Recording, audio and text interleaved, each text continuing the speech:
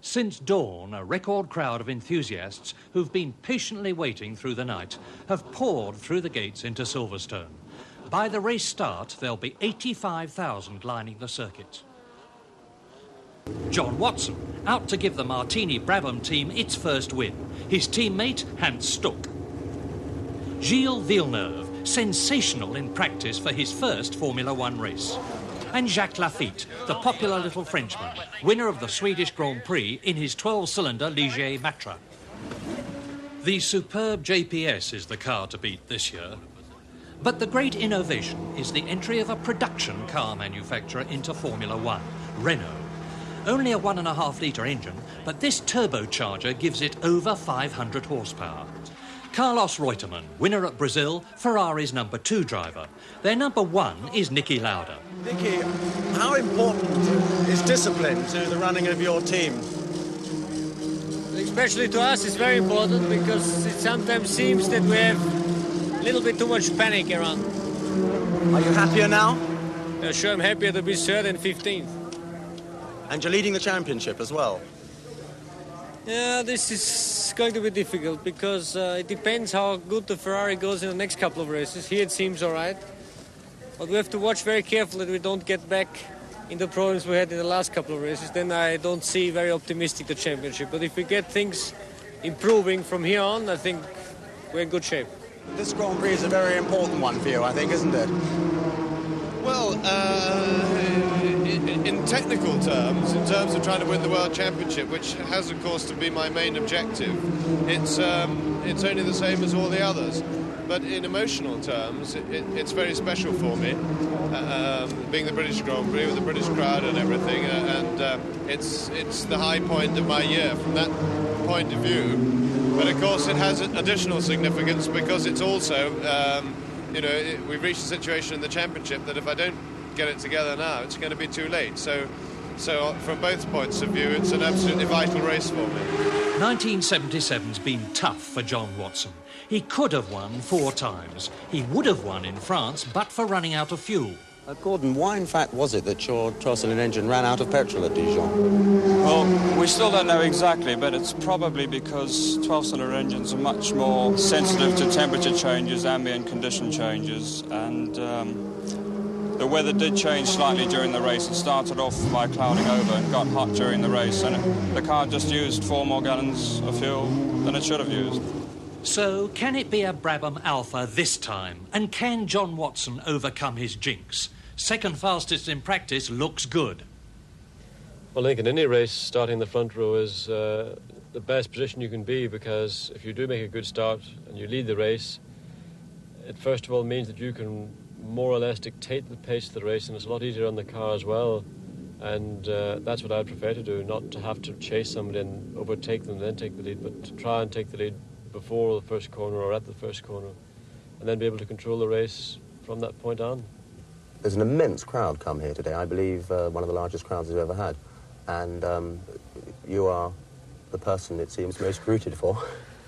How do you feel about that? I don't know. I think that you're having 2 British drivers in the front row. The British Grand Prix is a pretty good achievement, and I think that's created a little further interest in the race than there really was, but it had received a lot of publicity beforehand, and I think just that final touch of the 2 British drivers in the front has made it even more attractive to people. All set then for round 10 of the World Championship, with Niki Lauda just 1 point ahead of Mario Andretti and Jody Scheckter. 26 starters to unleash 13,000 horsepower onto Silverstone's 135-mile-an-hour lap. 68 laps, 200 miles. I think James Hunt will win the race. I think Niki Lauda will be second, and I think Jody Scheckter will be third.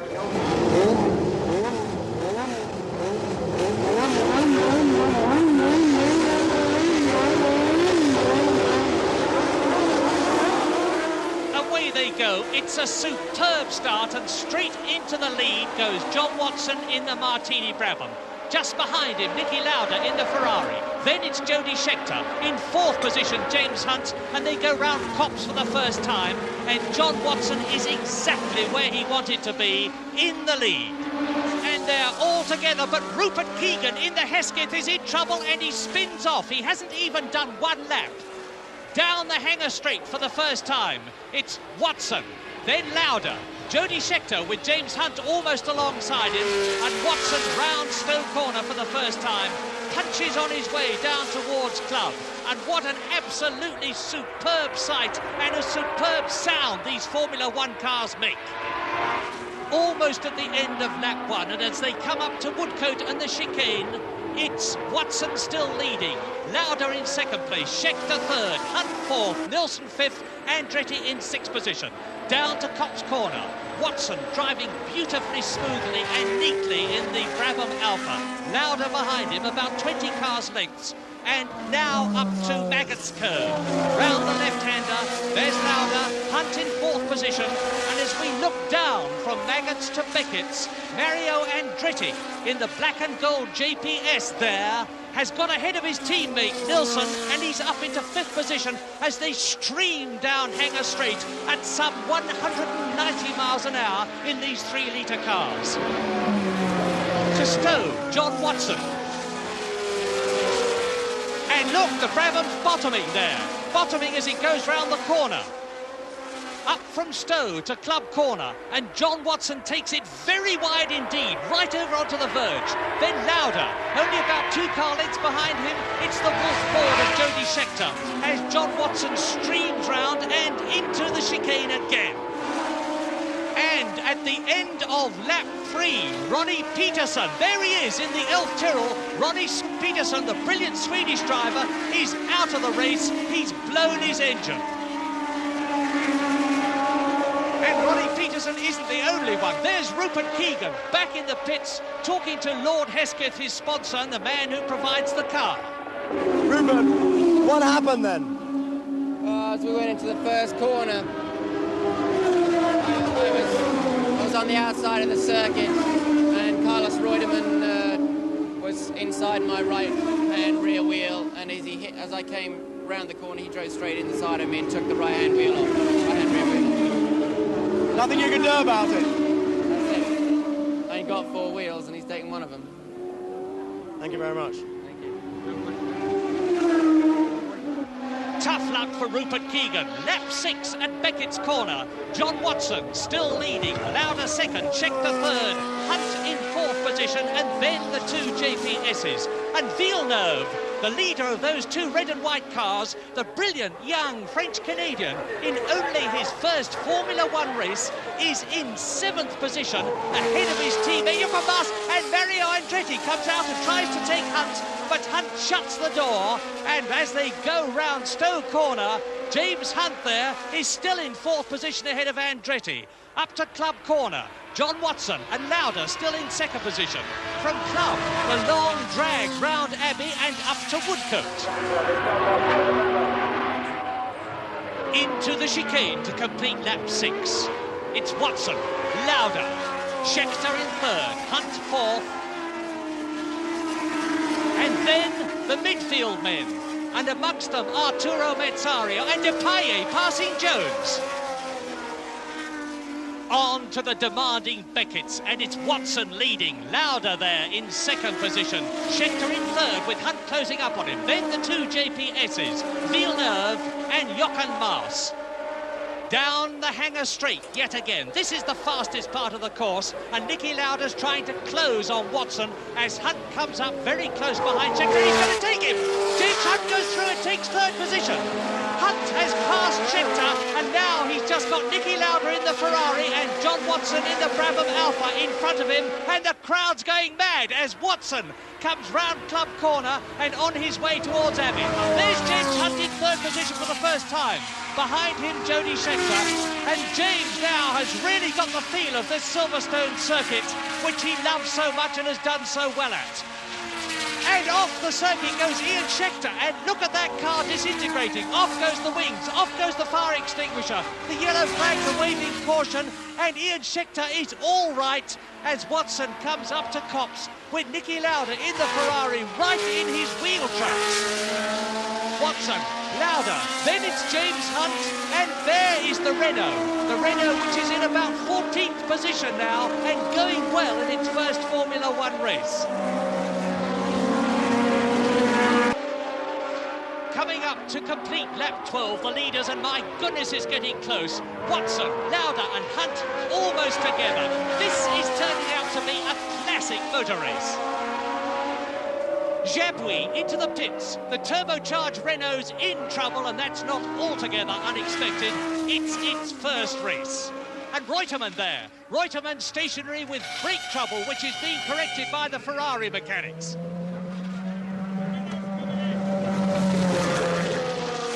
Lap 15 at Maggots, and it's 1, 2, 3 all together. Watson, Lauda, Hunt. There's Villeneuve back in the race, out of his pit. 4th, Jody Scheckter. 5th, Andretti. 6th is Gunnar Nilsson. And Reutemann, number 12 in the Ferrari, has been lapped, and Jochen Maas there is in 7th position as the leaders stream down the hangar straight with Lauda right up the gearbox of Watson's Brabham-Alfa. Hunt in 3rd position, and almost nothing between them as they come up to Woodcote to complete the lap into the chicane. And look at the pace of those 3 leaders.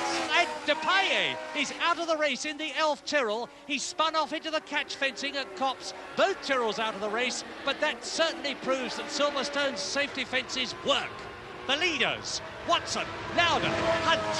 James Hunt now is starting to push from 3rd position, pushing Lauda in 2nd, pushing Watson, the leader, down into Woodcote, through the chicane, down through the gears. Brabham, and Hunt is going through. No, he's not. Lauda slams the door in his face. James Hunt has to brake and drop back into 3rd position, but James is showing Lauda the pace. Watson. Lauda, he's dropping back a bit. James Hunt has dropped back a bit from Woodcote. And on the leaders go. And look at the superb, unflurried, smooth style of John Watson. And the way that Alfa rides, and look at the way James Hunt is going. James Hunt right up with Niki Lauda in the Ferrari. John Watson pulling away. Lauda and Hunt are slowing each other up. Here they come. It's Lauda still 2nd. James Hunt now forcing all the way. Through to complete yet another lap. And Watson now looks as though he's got this race in his pocket. He's controlling it, he's watching his mirrors. And Hunt is up in his 2nd place. James Hunt is ahead of the Ferrari with a brilliant passing manoeuvre. And now the battle is on. James Hunt is going to start inexorably to pull away from Niki Lauda. He's in 2nd place. In front of him, about 2 seconds, John Watson. And Hunt has got the bit well and truly between his teeth. He won last year, was disqualified. He means to win this year. He means to get back into the championship, and look at him go.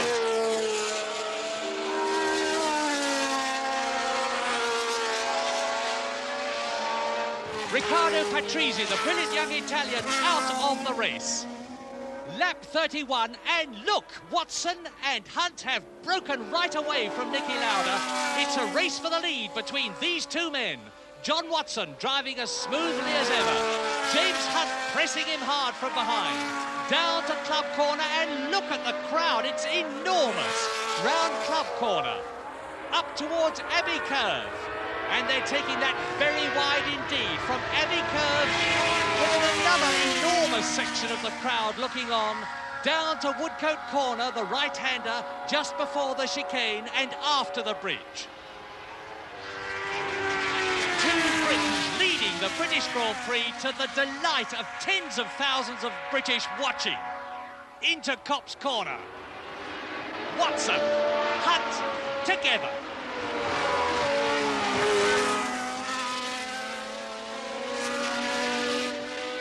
And there's Jabouille in the Renault. His race has run, the turbo has blown, and that's the finish of the Renault's first Formula One event.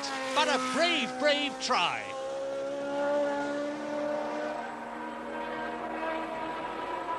Lap 43. They've been at it for 14 laps, just like this. In Watson's mirrors, James Hunt's McLaren looms large, but Watson refuses to give way. Refuses to move an inch offline, and watch them lap Vern Schuppen in the Surtees. Vern goes quickly enough, but Watson and James Hunt go past the Surtees almost as though it was standing still, and Hunt is trying to take Watson as they go into the chicane. but Watson holds the line, and once again, James Hunt has to tuck it behind. Niki Lauda a long way back now in third position. Jody Scheckter in the Wolf in fourth position.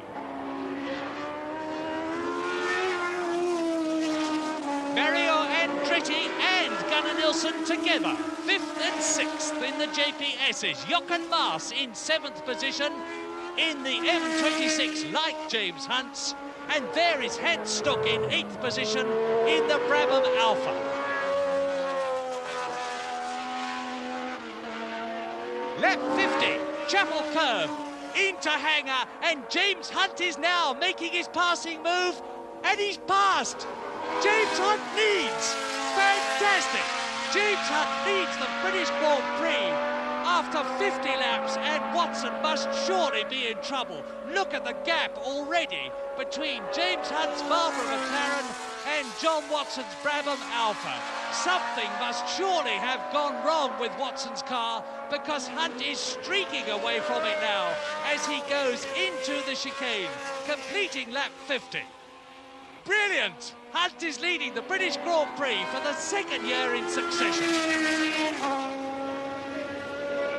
Poor John Watson into the pits, and this is the second Grand Prix in succession where he's lost the lead through no fault of his own.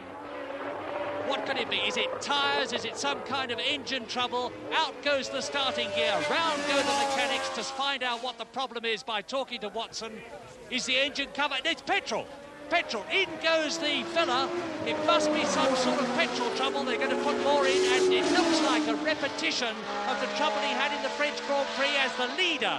James Hunt goes on his victorious way. And now there is only about another 9 laps to go. Lauda, number 11, in second position in the Ferrari, and that means he's going to get another 6 World Championship points. Jody Scheckter, 20, in third position in the Wolf Ford. And that's going to be 4 points for him in the World Championship. John Watson getting ready to go out. He's going to fire up the Brabham-Alfa and rejoin the race, but he's going to be at least a full lap down if he gets away now. And he does. Off goes the 12-cylinder Brabham-Alfa engine, and away goes John Watson back into the British Grand Prix. Hunt on to Stowe Corner on lap 59, leading very securely now, away from Niki Lauda in the Ferrari, and there is Lauda in second place. Jody Scheckter down the Hangar Straight, and behind him, it's now Gunnar Nilsson. Gunnar Nilsson has gone ahead of Mario Andretti and up into 4th position. And listen to Andretti's engine, he's in trouble.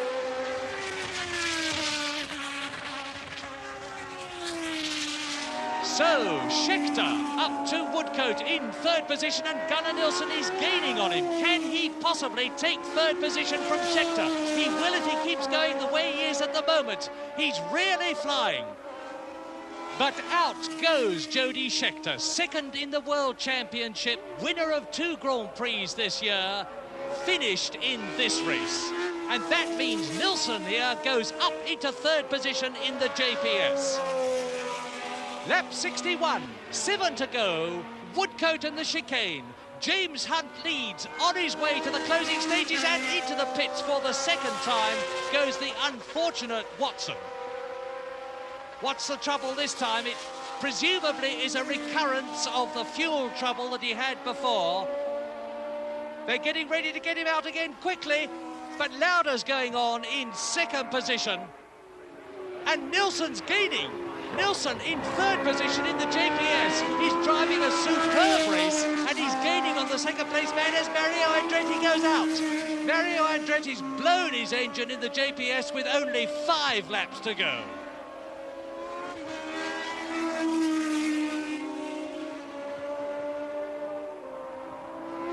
Jochen Maas then up to 4th position in the M26 Marlboro McLaren.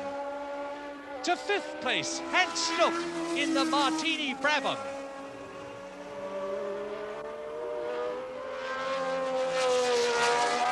And off the course altogether, poor John Watson's car. Sheer tragedy for the Ulster driver. that turns out that the fuel pickup in one of the fuel tanks has broken, of course, and that means there's no way that the petrol that's in that tank can get sucked into the engine. So I had to make a pit stop. We added more fuel to the other tank, which helped again, but it only lasted for 5 or 6 laps when I made another pit stop because, again, running out of petrol. And finally, the engine went off sound because running out of fuel, the engine went very lean, so it probably damaged it very slightly, and that's why we retired rather than completely destroy it. The 68th and last lap, less than 3 miles between James Hunt and the victory checkered flag as he rounds Copse corner for the last time. Down to Maggots. Behind him, number 12, Reutemann and Lafitte have both been lapped. Niki Lauda, number 11, second place, 6 points to extend his lead in the World Championship. A brilliant drive for this courageous Ferrari driver. Hunt on his way. Round club for the last time. The M26 has proved itself in the British Grand Prix, and Hunt has got the revenge for 1976 that he was looking for. Into Woodcote, the last time, the chicane.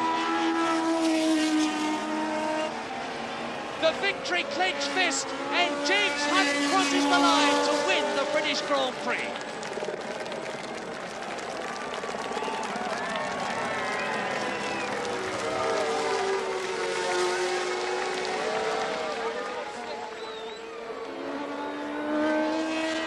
Niki Lauda finishes second in the Ferrari to take those 6 championship points, but look at Nilsson, closing right up in the closing stages and finishing in 3rd place, a gallant position. With no championship victory since 1976, if there was one place that James wanted to win most, it was here at Silverstone in front of his home crowd, and he's done it superbly. A superb second place for Niki Lauda, a superb drive by Gunnar Nilsson. But did James find it easy? No, well, I had trouble at the start because my clutch started dragging on the line. I don't know whether you saw the car start to move. I had it right to the floor, so I had to hold it on the brake. And I couldn't rev it so much because I didn't want to burn the clutch. You know, it's better to do to be fourth at the first corner than first after 100 yards and last by the first corner, you know, with a burned clutch. Any other problems? The only nasty moment was when my dearly beloved team manager told me I was running out of petrol with 20 laps to go, which was to ease up. As soon as John had gone, he said, ease up for Christ's sakes with all these people running out of petrol. And for that reason, I just went on half throttle for the rest of the race.